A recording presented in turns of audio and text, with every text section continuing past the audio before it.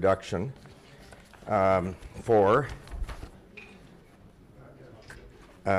Carmine Marcello, who is the Executive VP Strategy, I'm going to sit down here, at Hydro One, otherwise known in Ontario as WIRES. At one time, a prior government in Ontario thought that WIRES should be all privatized. And that was chugging along, and prospectuses were being drafted, and the province's citizens were going to own it. But then that all changed, and now Hydro is sort of half pregnant. It's still fully owned by the government of Ontario, WIRES is. And then there's also Ontario Energy Generation, which is also fully owned. I have a slight confession to make and slight possible conflict. I do have an indirect role in Ontario's electricity generation policy because I'm on a review board which hands out grants for community development of alternative energy sources. Ontario has advertised itself as being a leader in North America in this area with our feed-in tariff and the Green Energy Act. But my task is very easy, really. The rules say if you come in with a good idea, here's a check. So the government's all for alternative energy. Now, Carmine is one of those executives that knows how to do things. He's an engineer. Now, of course, he's got an MBA, as everybody has to have one of these senior executive jobs, but he really knows how to make things. And he's worked his way up for well over 20 years in many senior executive positions, and using that engineering background, I'm sure. And he started at Hydro when it was quite a different beast way back in 1987. So without further ado, I'm going to let him explain what WIRES does, Hydro One, and how it is, and how it can perhaps get more involved in cross-border U.S. and Canadian electricity transmission. Well, thank you very much, and I'd like to thank Dan for inviting me. Unlike Al, who took 3 seconds to make up his mind on whether to come or not, I think I got the Jim Blanchard treatment from, and he's not here to comment. He gave us some really good excuses about what happened to his arm, but I don't believe it. I'm sure Dan put the arm on him. I fought tooth and nail. I didn't want to come, and I'll tell you a couple of reasons why. As a starting point, I'm an engineer, and I like to get stuff done. And how many engineers in the room? All right, so I've heard a lot about policy and 900-page documents and all the rest, and how many lawyers in the room?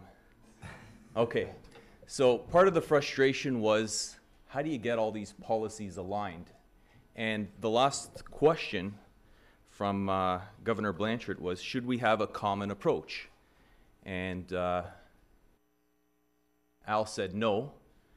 And I will make a personal comment. Could you put that in there? Personal. Because I do work for Hydro One, an agency of the Crown.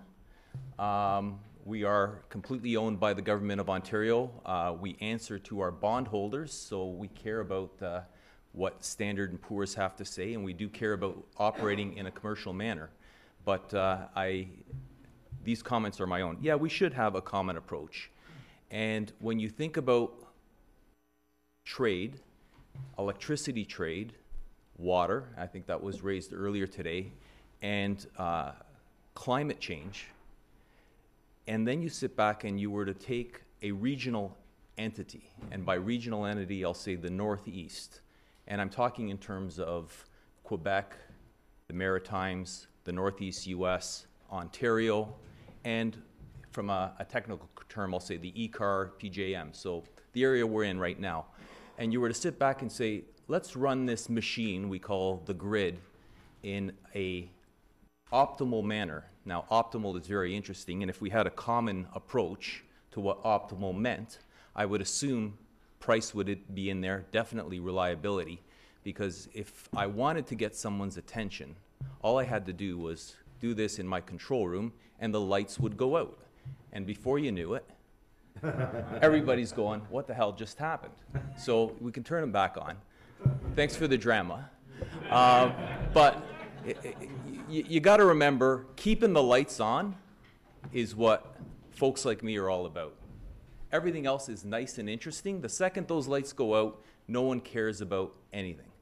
But that said, think about a common approach. We've all agreed on the definition of reliability. We've all agreed on what is affordable. We've all agreed on what mechanism we're going to use to talk about clean.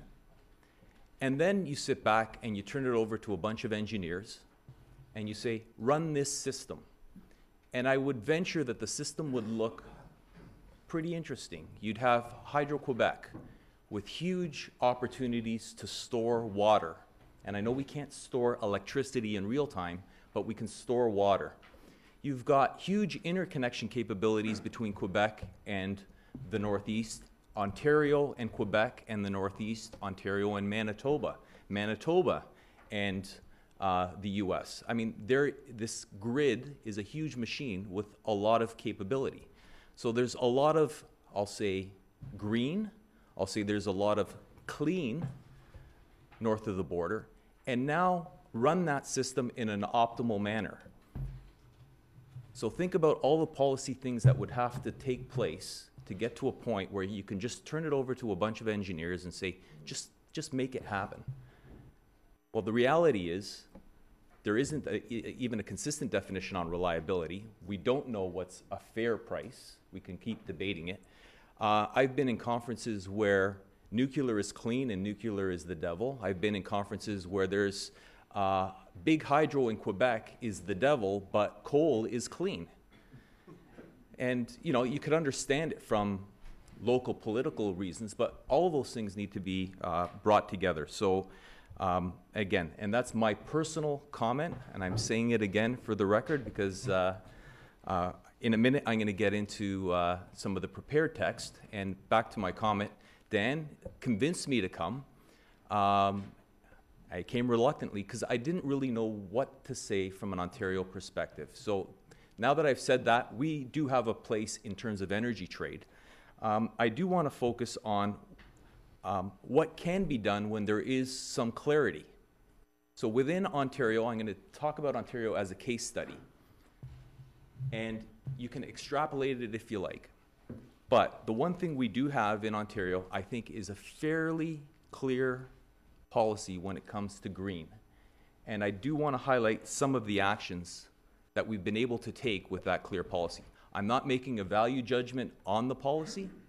Some of you are going to say that was brilliant. Some of you are going to say that was just the craziest thing I ever heard. But the fact is, it's clear, and actions can take place.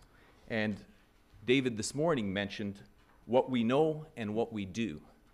You can't do anything if you don't know anything. So getting that common approach, that clarity, I think is the first step. And then everything else can fall into place. So at this point, I'll probably move into the reason I was allowed to come was I promised our legal people, so you guys will all appreciate this, that being an agency of the Crown, and yeah, being an engineer, I would try to stick to the prepared text as much as possible. And Ontario, you heard earlier, the feds are having an election and energy isn't really on the table. Provincially, energy will be an election issue. And I would argue the issue will be centered around price. And again, before I go on in much detail, I do want to highlight a couple of stereotypes. And usually they're very dangerous things to talk about, stereotypes, but sometimes they are quite informative. So all my travels have been in circles with North American Electric Reliability Council. Reliability is what we're all about. And when we get there and we talk Canadians and Americans, a lot of times what we find is the inferiority complex that Al talked about. We'll fly into a beautiful US city, we'll sit in a room like this, and we'll be talking about issues. And then you'll realize it's a bunch of Canadians sitting in a room in the US, and there isn't a single American in the room. and we're talking about working together. So the other reason I was happy to come was here we're actually going to have a meaningful dialogue. Huh? Yeah, there's a few. I think the Canadians might be outnumbered. Canadians? Oh, look at that. We're outnumbered, which is great. The other stereotype, sorry, that was the inferiority complex. I never even got to the stereotype. At this rate, I'll never make it to the prepared text, which is really my goal here. What not to, yeah. I mean, it was done for me, and I was told I'm on a very short leash because I'm going to get myself in trouble like two of our previous CEOs. You were commenting on one of them. Ms. Clitheroe. Yeah. Reverend Clitheroe. They're no longer with us. Huh?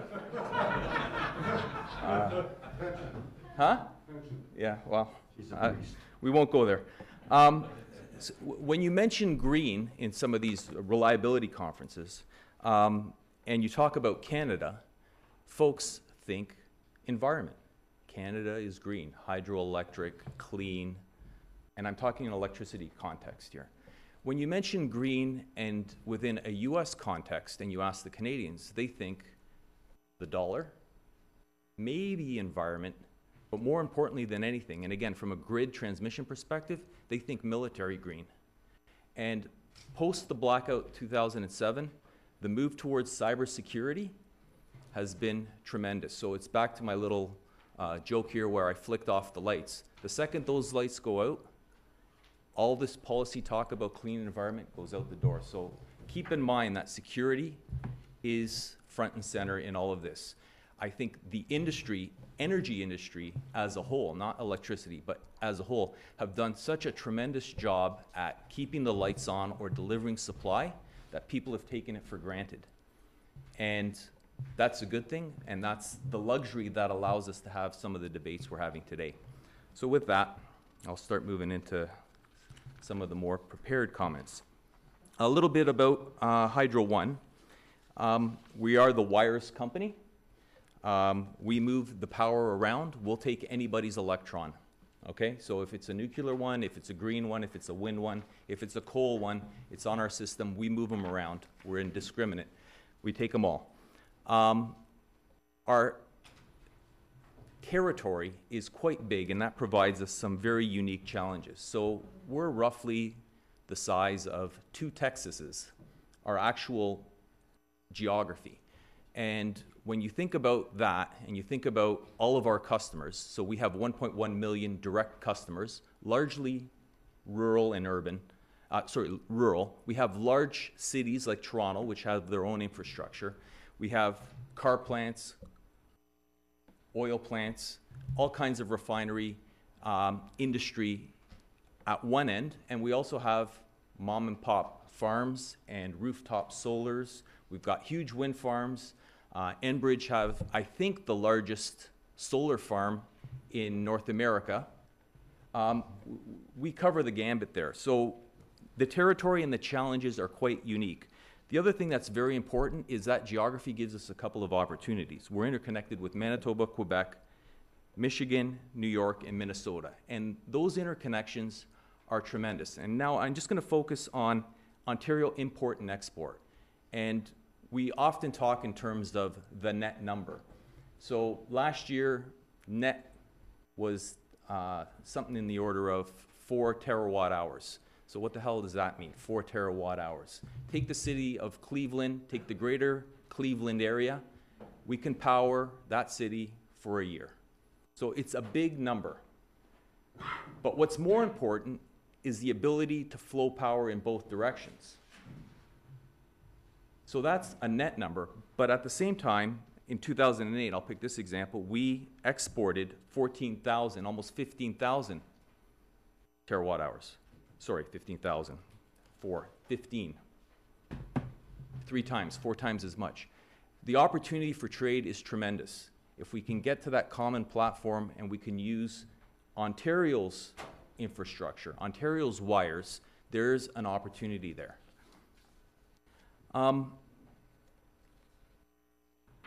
I talked about some clarity around a policy, and within Ontario, a lot of that came about after 2003. So there was the blackout, the lights went out, everybody focused on reliability. And in our industry, it was all about trees, training, and ultimately technology. So those are the things that let us down. And a lot of effort was spent on fixing those things. And I've already talked about cybersecurity as an emerging issue.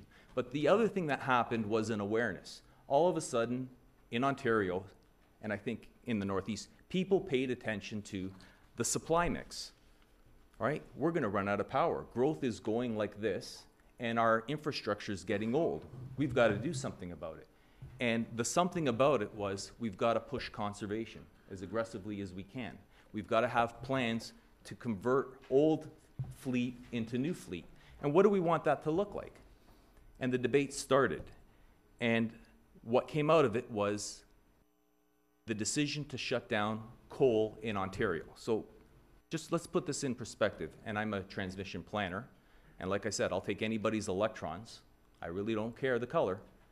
But I care that the lights stay on. So today, the mix in Ontario is roughly 55% nuclear in terms of energy on the system, 20% hydroelectric, 13% gas, 2% wind, and 1% renewable. That's today. And I've left out coal specifically. They make up the last 9%. It's a significant number. But when the journey started, coal was closer to 21%. So someone had the wherewithal, the vision, to say, we're going to shut it down. And believe me, engineers like me, we're pulling our hair out. We're going nuts. You can't just pull a fifth of the fleet out of service and expect to keep the lights on. You need to do something about it. You've got to have something to replace it. Conservation, smart meters, a lot of push on a smart meter implementation came about. A renewed look at the supply mix. We didn't have a long-term energy planning function within the province. So the Ontario Power Authority was formed, and their job was come up with a 20-year integrated power system plan, integrated generation and transmission and conservation and renewables. So they developed the mix, and part of that mix was no more coal. And they've been working on it, and you've heard comments about the feed-in tariff already, renewables, wind. So we're gone from 21% to 9% coal, and in another 2 or 3 years we'll be down to 0. And we have to keep the lights on, and we have to ensure that the technology is there to allow for new incorporation of renewable resources. So it's not as easy as it seems. It's not as simple as I took out a coal plant and now I'm going to put in something in its place. It didn't work like that. Coal was shut down. A lot of gas plants came in, and when you look at the amount of gas, it was 5,500 megawatts of coal was removed. In the order of 2,500 megawatts of gas plants were added. Lots of large wind farms and solar farms at one end, and on our distribution system, the much more distributed resources, the rooftop solars. But all of those things presented technology challenges. But those didn't stand in the way. They were challenges, they were understood. It would have been really nice to have had all the answers first, but the reality is it doesn't work that way. So what happens when the wind doesn't blow? What happens when the sun doesn't shine? I mean, those are all questions everybody has, everybody looks at. The bigger issues for us were you pulled out a centralized plant, 4,000 megawatts at Natticoke, and the whole flow of the system changed. Constraints appeared where there weren't any before. Power quality and voltage problems appeared. And as the transmitter, Hydro One, we put together the plans working with the OPA to make sure that we would remain reliable. So there's been a tremendous amount of investment to allow things like that to happen, not the least of which is a 120-mile, $700 million transmission line from the Bruce nuclear area into just, we'll say, to the west of Toronto. When you pull out a generation the size of Natticoke, everything changes. So that was something that needed to be built. But what that also allows is for major wind farms to be built next to that nuclear plant as well. And those things are coming. The transmission issues, the big wires, are a little bit easier to deal with. And when I say easier, it's because there are fewer lines and the problems are easier to understand and they're easier to get your hands around. Putting the same renewable technology out on a farm in rural Ontario presents a whole host of different challenges. So you've gone from centralized big plants, even a big wind farm, to now hundreds of solar panels out on feeders somewhere in the country. And people think, and engineers thought, that shouldn't be a problem. But a solar panel out on this skinny feeder, what's the big deal? It's like putting a solar panel on my house. I'll just use the power myself.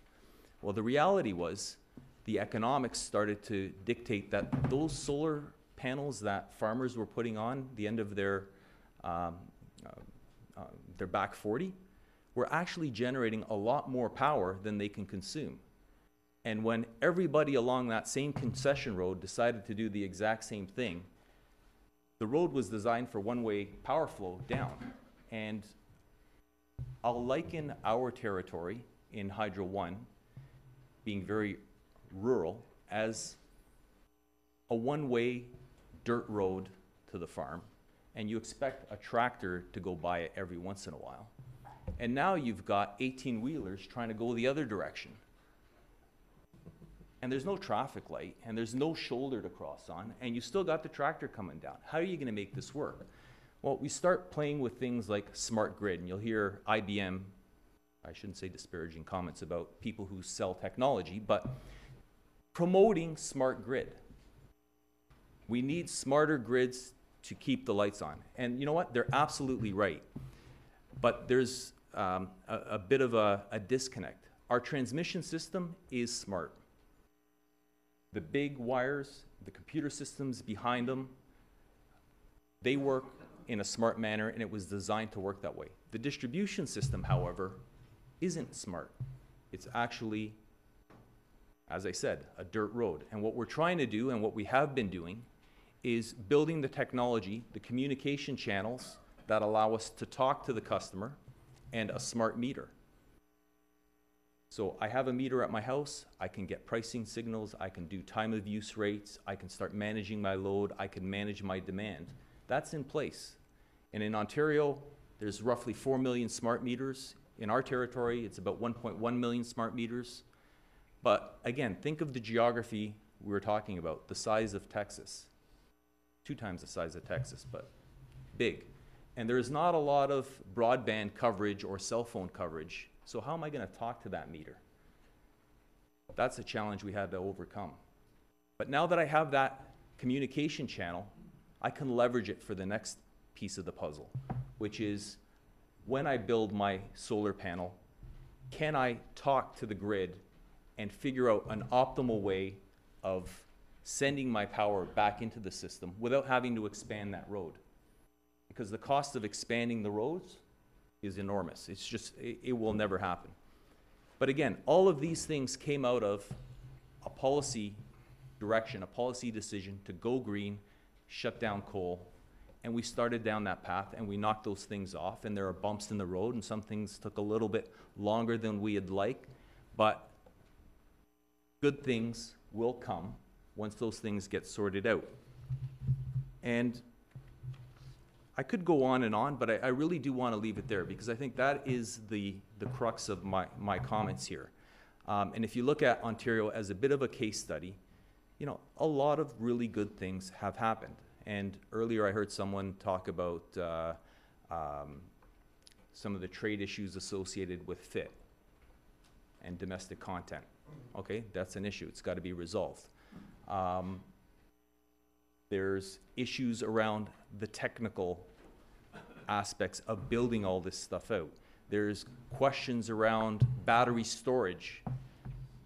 electric vehicles. All of these things are coming, but each one of them will get resolved. And ultimately, yeah, there is a price, and the trade-off is going to be the dollar, the green dollar, the green environment, and again, I'll use the military as an example for security, but it's much broader than just that. It is reliability. All those things have to come together, and they will. But the first step is to clarify what it is we're trying to achieve on a, I dare say, and again, this is the personal part of it, on a continental basis. So with that, I'll take any questions anybody wants to throw out.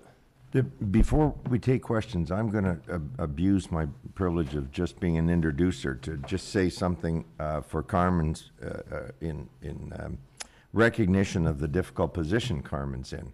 Because one of the political issues in Ontario deciding to go greener than even California, the greenest jurisdiction in North America, is how much it's going to cost. The feed-in tariffs in Ontario are extremely attractive. And of course, they're guaranteed by the government, so they're fully bankable. It's a AAA credit. It's like Ontario government bond. And having passed out these grants willy-nilly, in my little role here on this review committee, you can see how sensitive the cost issue is. So Carmen can't talk about that much, because in October we're going to have an election. And if the ambassador couldn't come here and talk during a federal election, he's not allowed to talk about things like costs that are going to come up in October in a provincial election. But what I do think, and disagree with me if this is wrong, from the criticism on the Green Energy Act and ramifications that has been circulating all around in the press and elsewhere in Ontario, what they seem to be saying is, we can cost how much all these solar panels on the farmers' roofs and the windmills, some bio and little run-of-the-river hydro things, we can cost how much they're going to add to the price of electricity to the consumer because there's a feed-in tariff. But we don't know how much it's going to cost to do all those really difficult things that poor old Wires has been told to do, like hook up all those little windmills and solar panels, and especially when the power's going the other way. Was that a fair criticism that it's not costed yet? I think a lot of it is being costed. We put forward our plans in front of the regulator, the Ontario Energy Board, who ultimately will make a call. Some of the things we've been very careful to separate out when we're pricing our part of the energy equation is the cost to keep the lights on, existing plant. And again, in all of this discussion, often you forget that the infrastructure we're talking about was built over 100 years, lapse time. A lot of it is 40, 50, 60 years old and needs to be replaced. So our capital programs have doubled to deal with not just that, but that and the need for I'll say enabling transmission and distribution to allow the Green Energy Act to be implemented. So we have priced those things out. And I am comfortable commenting a bit on price because it's something that the Minister of Energy has said. Over 20 years, a 20-year period, the projection is that electricity rates to end-use consumers are going to go up 3.5% a year over 20 years on average. It'll probably be a little bit more front-end loaded, I think is the way he positioned it, but that's sort of the number. And when you sit back and you look at it, you're talking about renewing a sector, an energy sector, and enabling a greener environment, and that was the price tag. And I think ultimately, and again, I'm not going to get into too much debate, the minister's on the record as saying that is part of, I believe, the Liberal Party's election platform, and we're waiting to see where that discussion and debate goes from here.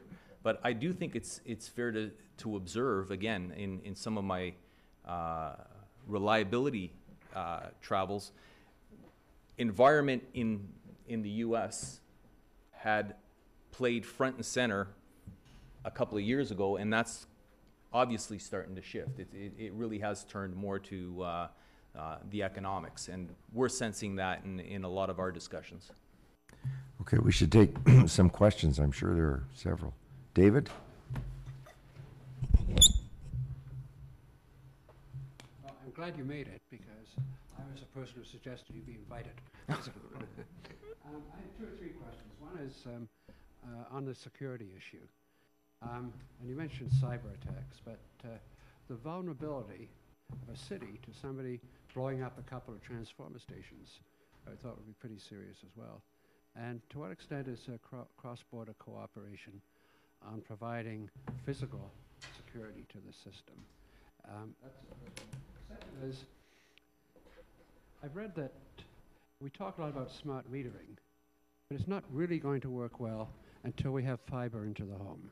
I don't know if you agree with that or not, that until we get high-speed broadband right into people's houses, we're not really going to capture the potential benefits of smart metering. And I just wonder if you could comment on that. And finally, are you in a position to explain to us why, on the case of Ontario Nuclear Power, every time we do a refurbishing, the costs of refurbishing seem to be 2 or 3 times what were originally estimated? And how people are going to be out by, I can understand people being out by $10 million, being out by $1.5 billion. How does that happen? And it does so much discredit the case for nuclear power when we see over and over again these huge cost overruns on refurbishing.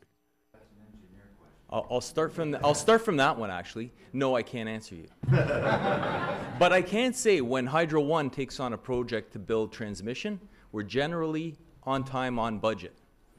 So Bruce by Milton as a project is a $700 million transmission line, 120 kilometers, issues of expropriations, issues of dealing and negotiating with First Nations. All of those have been built into our plans, and we're quite proud of our track record in getting those things, those types of things done. But we don't play in the generation, and that would be a question for Ontario Power Generation, actually. Smart meter. If you can't talk to the meter, it's a dumb meter. End of story. So we have 1.1 million customers. When we started on the journey, we had no way of talking to them. So our transmission system, we are the largest, I believe, the largest privately held telecom backbone in Canada. We deal with Bell and Rogers as well, but we have our own fiber network to ensure the reliability of our transmission. So we leveraged that. We worked with Industry Canada to get bandwidth for a new type of radio called WiMAX. So you have your LAN-based technology in your house. Well, imagine a LAN that can go out about 25 kilometers. We're building that out in areas where it's not commercial to talk to the end use. So you're absolutely right. You have to be able to get to that meter and talk to it, or else you have nothing. North American Electric Reliability Council is spending an inordinate amount of time with Homeland Security, the FERC, on both physical and cyber protection systems and assets. You specifically identified a scenario where someone could take out a substation, as an example. From, I would say, just traditional planning criteria within an urban setting, that shouldn't be a big deal. A coordinated attack that took out multiple targets, that's a discussion where we're sitting down with our counterparts in the US and some of the military folks. We get into a discussion that's military's job and intelligence community's job from our perspective. And again, when I'm saying our, I mean the electrical industry. But we have to be ready for a transformer to fail on its own, or for the second one to trip, or for a tornado to come through and take out a couple of lines. That level of detail and planning is built into a lot of our scenarios. We also run extreme contingency, and I would say coming out of the Japan experience, I'm fairly confident that every single nuclear plant in North America is going to be reviewing its interaction with the grid, and also reviewing their internal power systems for, again, opportunities to learn and improve. Jim McElroy, Jim Peterson waved his hand, so I'm going to let him go first. No? Okay. Jim McElroy. During the election campaign, promises have been made by both the Prime Minister and the leader of the Liberals regarding the construction of some wires from Newfoundland into the maritime provinces. And Hydro-Quebec has been very quick, and Premier of Quebec has been very quick in stating this is not fair, it's going to adversely affect Quebec. Will this have any impact on Ontario? And second, what will that do for exports of electricity to the United States? I would think if, I'm speculating a little bit here, but if Newfoundland were to build a line into the Maritimes and ultimately into the US, there is a path for electricity to flow. I think the other thing Newfoundland is doing is trying to access the Quebec market and then ultimately Ontario as well. So where that all plays out, I think it really comes down to some of the regulatory uncertainty. And again, I think the discussion and the premise that if there was a common approach and a regional look at this, you would probably come up with one answer. And on the other side, economics are at play. There are different entities there, and obviously they have their own mandate. From Ontario perspective, if there's, well, I'll say it again, we'll take anybody's electron, right? But Ontario hasn't complained like Quebec. Is that a fair comment? I haven't heard anything, but I wouldn't be privy to it anyway. So from that perspective, I haven't read it. Selma Lussenberg, Ontario Capital Growth Corporation. This may not be a fair question to put to you, so I give you the option of banding it to someone else in the audience. Is both the prior speaker, Al, and you have both focused on the interdependence of the energy sector between Canada and the United States. And you've gone, I won't say one step further, but one of your comments was ultimately security trumps all, forget about green. Ultimately, we're looking at essential resources, extrapolating from your comments. And then I heard you say that the Department of Homeland Security is working with the energy distributors or the grid people, or the reliability people, for Right. lack of a better word, to ensure that we have the right infrastructure in place in the event of terrorist threats, etc. So what's been going around in the back of my mind, and that's why I say this may not be the right person to ask the question of, is what about the movement we're seeing in terms of state-owned enterprises coming in and buying significant assets in the Canadian and the US economy, or sovereign wealth funds? We've been through an era in Canada where we had foreign investment restrictions, but it's not just foreign investment restrictions. Now I'm thinking about things like COCOM security, OFAC rules in the United States, which would be another layer of restriction on foreign investment in these kinds of assets if you characterize it that way. So I don't know what the dialogue has been in your industry, and I've sort of touched on a whole bunch of things, but increasingly I find myself thinking, well, where are we when we say this is so important and so fundamental to our economies? And I think it was Al that said that our economic well-being was really dependent upon the energy sector. So I leave that for you or someone else to address. I'll leave the bulk of it to someone else to address. But you got your answer lining up. I'll buy you a little bit of time here while you figure it out. That bill there. On the electricity reliability, electricity is a critical resource, and I flick the light switch, you get everybody's attention. End of story. And at that point, if we were into rolling blackouts on a continuous basis for any reason, it's, I think, an issue of national security for everyone, international security in this case. And our grids are interconnected, and they are a big machine that works well together. So from that perspective, we are working, North American Electric Reliability Council, Homeland Security, FERC, are working on the standards that need to be in place to protect the system. So that's an activity that's been going on since 2003 and is ongoing and is growing, and utilities are making a lot of investments to comply with those new standards. In terms of the foreign policy discussion, I'm really in no position to answer any of that. So, well, since Selma suggested I would try and answer something, even though I don't know anything about it, I will. I know a little bit. If the government changes after October in Ontario and the Conservative government decides to try and revive privatization, and China wants to buy Hydro One or Ontario Power Generation, then the whole thing kicks back up to Ottawa, which controls foreign investment. So we go around in a great big circle. And Ottawa is, to use the same metaphor, half pregnant on what the Investment Canada Act means in connection with state-owned enterprises and even private enterprises versus strategic industries. So you went pretty well 180 degrees around the circle and you still didn't have the answer. I think we have time for just maybe one more question. Thank you. Carmen, it's Michael. Mike Barrett, Bennett Jones in Toronto.